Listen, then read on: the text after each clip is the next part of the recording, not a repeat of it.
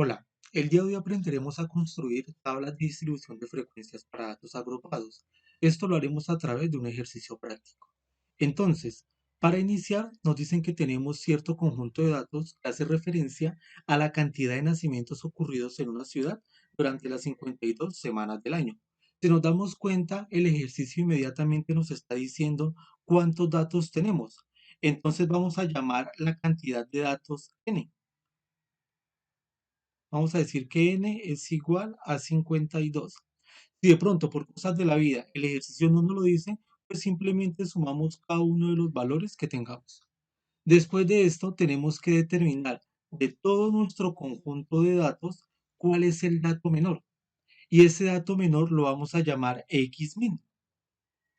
Xmin. Y entonces veamos, si nosotros revisamos valor por valor, nos vamos a dar cuenta que efectivamente el dato más pequeño es 1. Entonces vamos a decir que xmin, nuestro dato menor, es igual a 1. Luego de encontrar xmin, pues tenemos que encontrar el valor mayor. Y ese valor mayor lo vamos a llamar xmax. Xmax. Y nuevamente procedemos a buscar en todo nuestro conjunto de datos cuál será el dato más grande con el que contamos. Después de hacer una minuciosa revisión, nosotros nos podemos dar cuenta que efectivamente el dato más grande es 20. Después de esto, vamos a empezar a encontrar una serie de valores que son de vital importancia para poder construir nuestra tabla. Lo primero que vamos a encontrar es algo que vamos a determinar el rango. Y ese rango básicamente, ¿quién va a ser? Pues vamos a decir que R va a ser igual a tomar el dato más grande, Xmax, y a ese dato más grande le vamos a restar el dato más pequeño, Xmin. Si nos damos cuenta, esos valores ya los conocemos. Simplemente ahora lo único que hacemos es reemplazar. Xmax ya sabemos que es 20, lo cambiamos. Menos Xmin que equivale a 1. Y luego esta resta nos dará pues 19. Luego de haber encontrado este rango, vamos a proceder a buscar otro elemento. Ese siguiente elemento va a ser el número de intervalos con la siguiente fórmula. Entonces diremos aquí que el número de intervalos va a ser igual a ¿quién? Esto lo llamaremos K. Diremos que K es igual a 1 más 3,322 multiplicado por el logaritmo en base 10 de n. Y pues nosotros ya sabemos quién es n, ¿cierto? Entonces simplemente reemplazaremos, diremos 1 más 3,322 multiplicado por el logaritmo de n, que es 52. Y esto finalmente, si lo hacemos en nuestra calculadora, nos dará 6,7. Es muy importante que nosotros tengamos en cuenta que no podemos construir 6,7 intervalos. Este número de intervalos siempre debe ser un valor entero, por lo cual entonces yo lo aproximaré al entero más cercano, que en este caso sería 7. Finalmente, el último elemento que necesitamos para iniciar la construcción de nuestra tabla es la amplitud. ¿Y esta amplitud quién va a ser? La llamaremos A y diremos que va a ser un cociente, es decir, una división. ¿Pero división entre quién? Entre el rango y el número de intervalos. Como ese par de valores ya lo conocemos, lo único que haremos es reemplazar. Nosotros sabemos que el rango nos dio 19. Y también sabemos que el número de intervalos o K nos dio 7. Obviamente tomamos el valor ya aproximado. ¿Y esto a quién va a ser igual? Pues si hacemos la división ya sea manual o en nuestra calculadora, esto es 2,71. Y después, ¿qué haremos? También tenemos que tener en cuenta aquí que para poder trabajar de una manera mucho más fácil, si nos damos cuenta, la mayoría de nuestros datos son valores enteros. Entonces, ¿qué haremos? También aproximaremos esa amplitud al entero más cercano, que en este caso sería 3. Ahora, antes de continuar, vamos a hacer un truquito que nos va a permitir modelar cómo quedaría el último intervalo para ver si efectivamente los valores que encontramos nos sirven o no nos sirven. ¿Cómo lo hacemos? Muy sencillo. Primero que todo, tomamos la amplitud y la multiplicamos por k, que hace referencia al número de intervalos, y a esto le vamos a sumar el dato más pequeño. Recordemos que el dato más pequeño lo llamábamos xmin. Ahora simplemente reemplazamos. Sabemos que la amplitud que acabamos de hallar equivale a 3 por el número de intervalos nos había dado 7, más el dato más pequeño es 1. Entonces hagamos la operación. 3 por 7, 21, más 1, 22. Este 22, ¿quién es? Pues va a ser referencia al límite superior del último intervalo. Entonces 22. Ahora vamos a mirar quién sería el límite inferior. Es muy fácil. A 22 le voy a restar la amplitud, que ya sabemos que equivale a 3. 22 menos 3 nos da 19. Es decir, que nuestro último intervalo va a iniciar en 19 y va a finalizar en 22. ¿Y de qué trata el truco? Pues si nosotros tomamos nuestro valor más grande, en este caso sería el número 20, y si el número 20 hace parte de este intervalo, quiere decir que efectivamente los datos son correctos y podemos proceder a construir nuestra tabla. Es importante tener a la mano los elementos que se están viendo en pantalla. Entonces, para dicha tabla vamos a tener en cuenta los siguientes elementos. Vamos a tener una tabla con una columna que se va a llamar clases, que van a ser los mismos intervalos, otra que se va a llamar marca de clase, normalmente la anotamos con una X, la frecuencia absoluta, una F minúscula, frecuencia relativa, FR minúscula, frecuencia absoluta acumulada, F mayúscula, y frecuencia relativa acumulada, FR mayúscula. Luego de esto dejamos una fila para cada uno de los intervalos. En nuestro caso, como tenemos 7 intervalos, entonces dejamos 7 filas y finalmente una fila adicional para el total. Para construir la columna de clases o intervalos, entonces hacemos lo siguiente. Vamos a mirar cuál es el dato más pequeño. Ya sabemos que es 1. Entonces, como 1 es el dato más pequeño, nuestro primer intervalo va a iniciar en él, en 1. Y después, ¿qué vamos a hacer? Ponemos una coma. A algunos profes les gusta poner un guión, yo pongo coma. A este 1 le vamos a sumar la amplitud. Nosotros ya sabemos que la amplitud equivale a 3. Entonces 1 más 3 nos da 4. Es decir, que este intervalo va a finalizar en 4. Ahora, si este intervalo finalizó en 4, el siguiente inicia en 4. Y repetimos el procedimiento. A 4 le voy a sumar otra vez la amplitud. 4 más 3 nos da 7. Es decir, que este intervalo finaliza en 7. Y si este finaliza en 7, el otro inicia en 7. Y repetimos el procedimiento. A 7 le sumo la amplitud. 7 más la amplitud que es 3 nos da 10. Como este intervalo finaliza en 10, el siguiente inicia en 10. Y vuelve y juega el mismo procedimiento. A 10 le sumo la amplitud. Entonces 10 más 3 nos da 13, es decir, el intervalo finaliza en 13. Y así hacemos con cada uno de los intervalos hasta completar los que sean necesarios para nuestro ejercicio.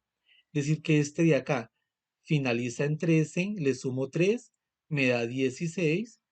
Ahora, este finalizó en 16, este inicia en 16.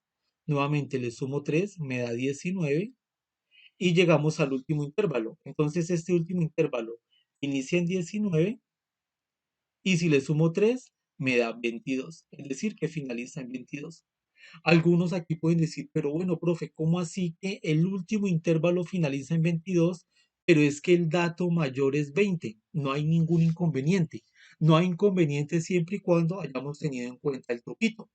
El 20 no es el último valor que aparece acá, ¿cierto? Fácil. Pero el 20 pertenece al último intervalo. Antes de finalizar esta columna debemos añadir algo. Aquí en el primer intervalo vamos a poner un corchete. Y aquí finalizando vamos a poner un paréntesis. ¿Esto qué quiere decir? Este corchete que podemos tomar en este intervalo el valor 1, es decir, que el 1 va a entrar en el intervalo, pero el 4, que es donde finaliza, no va a entrar. Es decir, que vamos a tomar los números del 1 hasta el valor inmediatamente anterior al 4. Es decir, en esta distribución de datos hasta el 3. Luego aquí hacemos exactamente lo mismo, ponemos corchete que quiere decir que vamos a tomar el valor de 4, ponemos paréntesis para decir que no tomamos el valor de 7, sino el anterior, y así sucesivamente con cada uno de ellos. En este último intervalo ocurre algo interesante. En este sí debemos poner un corchete al final. ¿Por qué? Porque es que resulta que en algún caso hipotético, en algún ejemplo que ustedes estén trabajando, puede ser que el último valor sí haga referencia al valor más grande, sí puede ocurrir. Entonces, ¿qué va a pasar? Si yo pongo corchete, quiere decir que aquí sí voy a sumar el 22. Quiere decir que el 22 sí va a ser parte de este intervalo. Si yo no lo pongo, no lo podría contar. Para construir la siguiente columna, que es la marca de clase, tenemos que tener en cuenta lo siguiente. Al límite inferior, que es donde inicia nuestro intervalo, le vamos a sumar el límite superior, que es donde él finaliza. Y esto lo dividimos entre 2. ¿Cómo así? Pues miremos con el primer intervalo. El límite inferior del primer intervalo es 1. A él le voy a sumar el límite superior, que es 4. Y esto lo divido entre 2. Vamos a ver cuánto nos da. 1 más 4 nos da 5. Y esto dividido entre 2 nos va a dar 2,5. Es decir, que la primera marca de clase equivale a 2,5. Repitamos el procedimiento nuevamente. Nuestro siguiente intervalo, el límite inferior es 4, le vamos a sumar el límite superior, que es 7. Y esto lo dividimos entre 2. Entonces veamos, 4 más 7 nos da 11 dividido entre 2. Y al hacer esta operación, esto nos da 5,5. Es decir, que la siguiente marca de clase equivale a 5,5. Démonos cuenta de algo. ¿Cuánto aumenta la primera marca de clase con respecto a la segunda? 2,5 y 5,5. Si nos damos cuenta, el aumento es de 3. Es decir, que no es necesario nosotros hacer este procedimiento tantas veces porque vamos a perder mucho tiempo. Entonces, simplemente a la última marca de clase le voy a sumar la amplitud. 5,5 más la amplitud, que es 3, nos va a dar 8,5, que sería la siguiente amplitud. Luego a esta, sumémosle nuevamente la amplitud, que es 3. ¿Nos va a dar cuánto? Efectivamente, 11,5. Sumemos nuevamente la marca de clase. 11,5 más 3 nos va a dar 14,5. Sumemos la siguiente marca de clase. 14,5 más 3 nos da 17,5. Y por último vamos a tener que 17,5 más 3 nos va a dar 20,5. Es fácil darnos cuenta si hemos cometido aquí alguna equivocación. ¿Y cómo es? Si la marca de clase no pertenece al intervalo, quiere decir que cometimos algún error. Si efectivamente, como vemos acá, cada marca de clase corresponde al intervalo, quiere decir que esto es correcto. Ahora vamos a iniciar la construcción de nuestra columna de frecuencia absoluta. Para ello vamos a tomar nuestro primer intervalo, que es el que inicia en 1 y finaliza en 4. Recordemos que en el 1 es cerrado y en el 4 es abierto. ¿Eso qué quiere decir? Que nosotros vamos a tomar los números desde el 1 hasta el inmediatamente anterior al 4. Si nos damos cuenta por acá ya los tenemos seleccionados. Tenemos el 2, el 3, 3, 2 y 1. Y también si nos damos cuenta, por acá claramente podemos notar que hay un número 4. Pero ese número 4 no va a ser parte de nuestro intervalo. ¿Por qué? Por lo que acabamos de decir. En el 4 el intervalo es abierto. Quiere decir que el 4 lo empezamos a contar a partir del siguiente intervalo donde inicia en 4 cerrado. En ese orden de ideas nos damos cuenta que para el primer intervalo vamos a contar con 1, 2, 3, 4, 5 elementos. Es decir, que la frecuencia absoluta de este intervalo equivale a 5. Ahora continuemos con el siguiente intervalo, el que inicia en 4 y finaliza en 7. Démonos cuenta que en 4 es cerrado y en 7 es abierto. Entonces vamos a buscar todos los números que estén entre 4, por acá tenemos 1, y el inmediatamente anterior al 7. Damos cuenta que por acá ya los tenemos señalados. También démonos cuenta de algo. Por acá hay un 7 y no solo este, hay otros muchos más. Pero ya sabemos que aquí en 7 el intervalo es abierto, es decir, que el 7 no lo contamos acá, sino que lo empezamos a contar en el siguiente intervalo donde el 7 es cerrado. Si nos damos cuenta, acá contamos con 1, 2, 3, 4, 5, 6, 7 elementos en total. Si algún elemento se repite, pues lo sumamos la cantidad de veces que él se repita, ¿listo? El siguiente intervalo nos damos cuenta que inicia en 7 y finaliza en 10. En 7 es cerrado y en 10 es abierto. Ya sabemos esto qué quiere decir.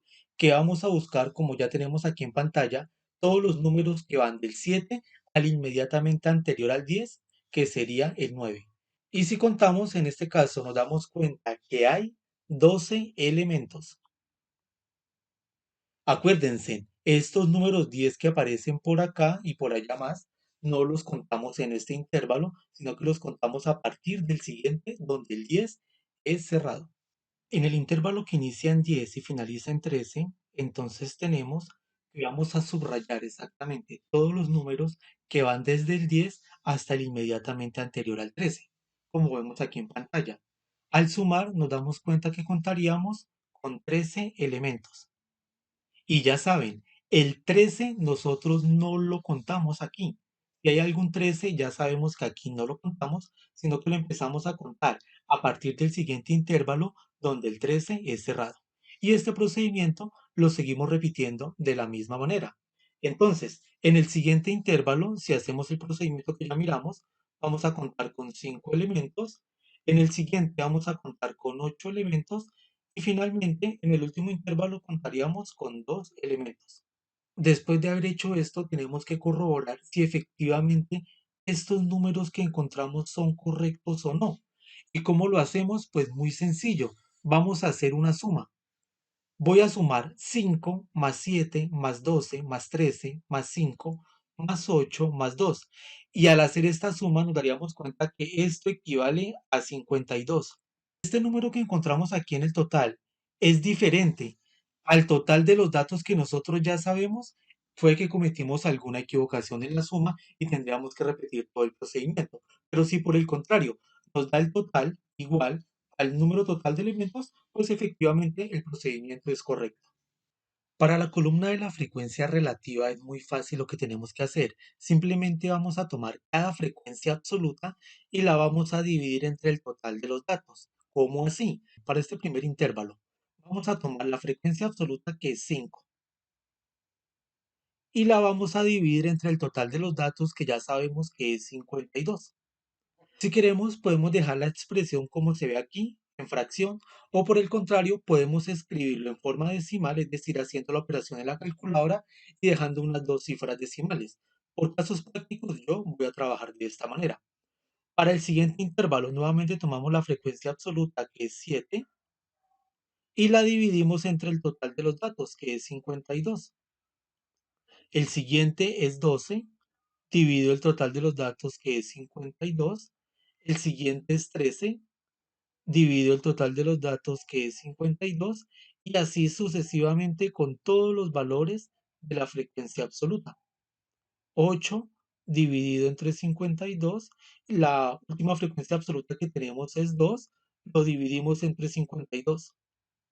Ahora, si nosotros hacemos la suma de todas las frecuencias relativas, es decir, si sumo 5 sobre 52 más 7 sobre 52 y así sucesivamente, yo voy a llegar a lo siguiente. Yo voy a llegar a que voy a tener 52 sobre 52. ¿Y 52 sobre 52 cuánto es? Pues efectivamente es 1. Es decir, que yo por acá puedo borrar esto y dejar el valor de 1.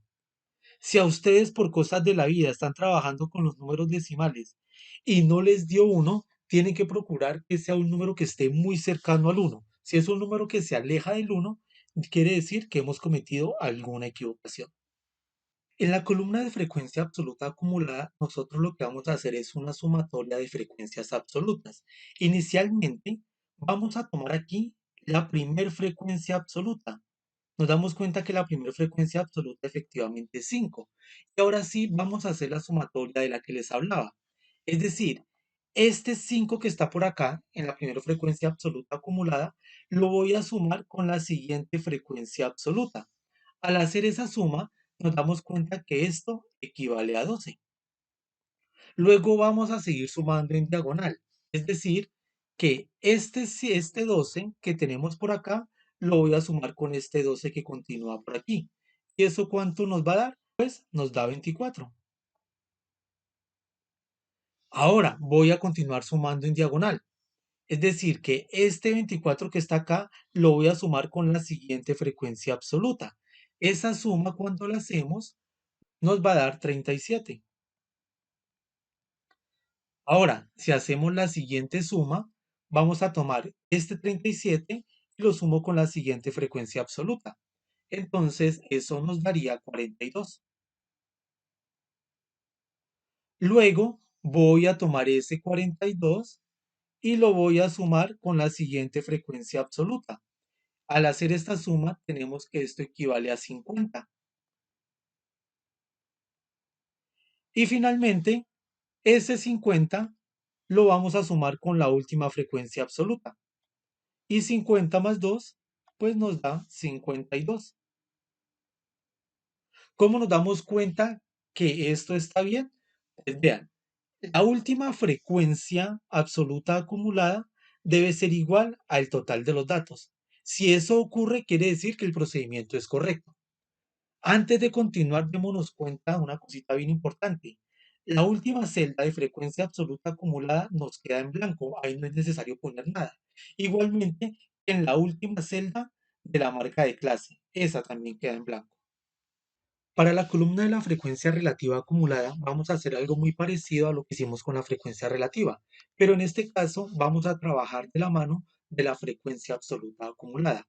En ese orden de ideas, la primera frecuencia relativa acumulada va a ser la primera frecuencia absoluta acumulada, que es 5, dividido entre el total de los datos, que ya sabemos que es 52. Ahora repetimos el procedimiento. Tomamos la siguiente frecuencia absoluta acumulada, que es 12, y la dividimos entre el total de los datos. Y hacemos esto con cada una de las frecuencias absolutas acumuladas. Tomamos la siguiente, que es 24, divido el total de los datos, que es 52, luego sería 37, dividido 52, y así sucesivamente con cada una de ellas. 42, dividido 52, 50 dividido 52 y finalmente 52 dividido 52.